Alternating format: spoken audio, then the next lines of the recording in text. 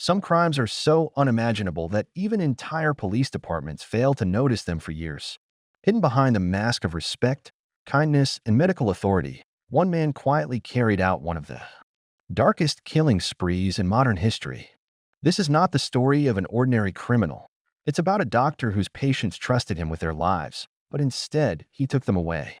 The world's biggest serial killer is probably never caught if he knows how to use a computer.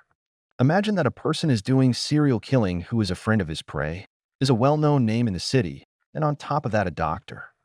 This is the amazing story of Dr. Harold Shipman, who used his clinic not to save his life but to kill himself. In a small town called Hyde in England, where only 30,000 people live, he did serial killing under everyone's noses for 23 years. Even after putting more than 250 people to sleep, no one doubted Dr. Harold Shipman, and probably never would have if he hadn't made a small mistake. What was the reason for killing people? Why wasn't he caught for so long? And what clue did the police get that unmasked the killing that had been going on for years? Dr. Harold Shipman used to run his clinic in a small town called Hyde near Manchester in England. The total population here was about 30,000 and 3,000 of them were patients of Dr. Shipman. Dr. Shipman mostly targeted patients who lived alone and were quite old, and no one could even suspect their death. Dr. Shipman would give as much time as possible to those patients by going to their homes. He would listen to them to lighten the burden on their hearts. He would make them feel that no doubt they are alone, but Dr. Shipman is ready to listen to everything they say. Some patients even trusted Dr. Shipman so much that they even gave him the keys to their homes. Because of this attitude of his, he became quite famous in Hyde because people thought that Dr. Shipman would only cure old people through talks. But in the midst of all this, Dr. Shipman would get all their details out in talks. Who is alone at what time? Who has how much wealth and property? Who comes to their homes? Where do their relatives live? When Dr. Shipman was satisfied, he would overdose his patients with medicines and kill them. Now, because those patients were already over 80 years old, no one could even suspect their death. This went on for many years, and no one suspected them, only until he himself made a mistake. Dr. Shipman started his career from a town called Pontefract, 70 kilometers away from Hyde, where he worked in a hospital. Then in 1974, he left Pontefract and went to Todmorden, where he became a general practitioner at the Abraham and Merritt Medical Center. Here, during his job, he was caught prescribing a large amount of a drug called pethidine to some patients, which he had to use on his own. Pethidine is actually a painkiller, but it is a very addictive medicine. Dr. Shipman was addicted to pethidine, and he would deliberately prescribe this medicine to his patients. He would give a little to them, while he himself used a large amount, while the patients did not even need this little medicine. This would make the patients feel very good after taking this medicine, when in fact they did not know that they were doing drugs. This was the reason why the Shipman's patients were attracted to him, even though they did not want to. After being caught, the hospital administration removed Dr. Shipman, and the matter reached the point of his license being canceled. But Shipman gave a fine of £600 and got himself admitted to a rehabilitation center, which saved him from canceling his license. After spending a little time in the rehab center, when everyone forgot him, he came to Hyde in 1977, where he became a general practitioner at the Donnybrook Medical Center. In the 1980s, he kept practicing at the GP's position, and in the meantime, he did not quit drugs and did not find an opportunity to kill old patients. But the frequency of these murders increased significantly from 1993. He opened his own clinic in Hyde and made a good name for himself in the city. For the next few years, the matter went on like this, and no one doubted the doctor's actions. For the first time in March 1998, Dr. Linda Reynolds, who worked in another hospital opposite the Shipman Clinic, Brooks Surgery, expressed concern about the high mortality rate among Shipman's patients. She said that Shipman, who runs only a small clinic, has lost 16 patients in the last 3 months, while during this period, Brooks Surgery, who has 3 times more patients than the Shipman Clinic, has only lost 14 patients. This doubt only increased when it was found that after the death of Dr. Shipman's 16 patients, they were not buried, but burned.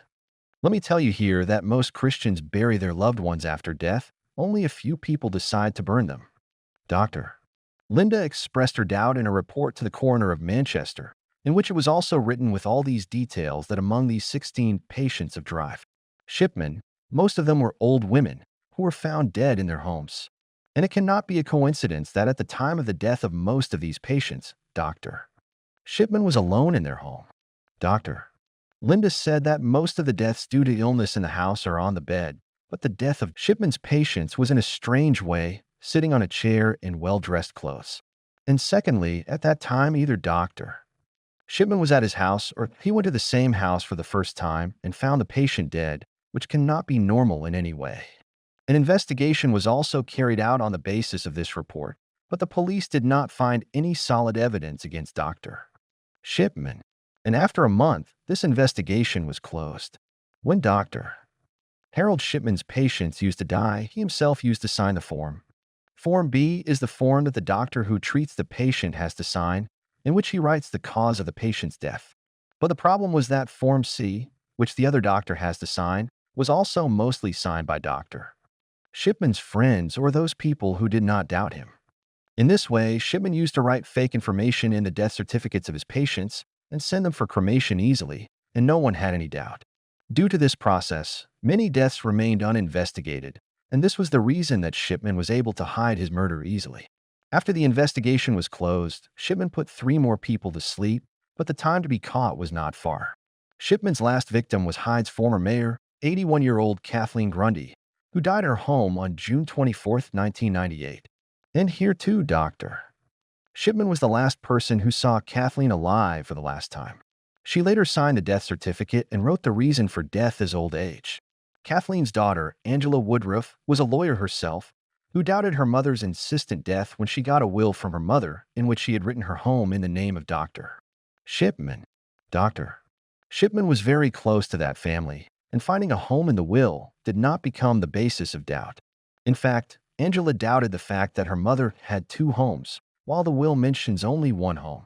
It is obvious that this will was written by someone who had no knowledge of the other home, and that was Dr. Shipman.